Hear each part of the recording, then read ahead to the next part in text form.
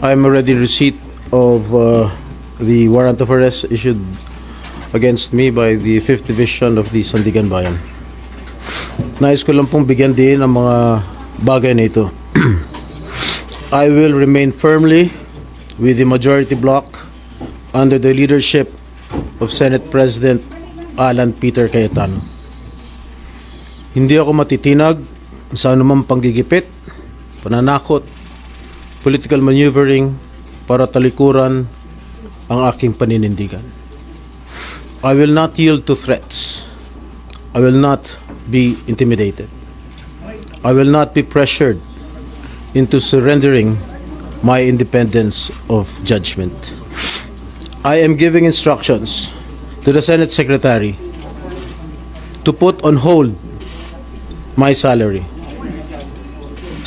Personal kong pasya ito upang ipakita sa sambayan ng Pilipino na wala akong intensyon makinabang sa pondo ng bayan habang nililinis ko ang aking pangalan. At higit sa lahat, hindi ako papasailalim ng kustodya ng Senado. I will not seek Senate custody. Hindi ko gagamitin ang Senado bilang panangga laban sa mga aligasyon sa akin. Nakahanda akong ipagtanggol ang aking sarili sa hukuman at hindi ako magtatago sa likod ng institusyong ito upang umiwas sa proseso. Ipagtatanggol ko hanggang sa huli ang aking sarili para patunayan na walang batayan ang mga paratang sa akin. Kalokohan ang lahat na ito. Mismo ang Senate Legislative Budget Research and Monitoring Office o LBRMO ang nagsabi sa Ombudsman na wala silang anuman dokumento o record na nagpapakita na ako ay nagpasok ng anuman insertion sa 2025 national budget. Ang mahalagang impormasyon nito ay kinilala pa mismo ni dating Senate Blue Ribbon Chairman Senator Panfilo Lacson bilang isang makabuluhang ebidensya na sumasalungat sa mga aligasyong binabato laban sa akin. So how can the office of the Ombudsman file a plunder case against me when I am not even alleged to be part of or the mastermind of the supposed scheme? Wala po akong kinalaman dyan. Ngayon ko lang po isa sa publiko ito. Maraming beses po ako inalok na talikuran ang independent majority bloc kapalit ang pagbabasura sa aking kaso.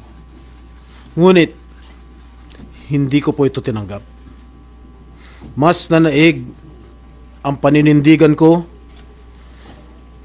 na ako'y manatili sa hanay ng mga kasamahan ko sa independent majority bloc. I stand my ground. Ngayon kung tatanungin niyo kung sino sila, abangan ninyo ang susunod na kabanata.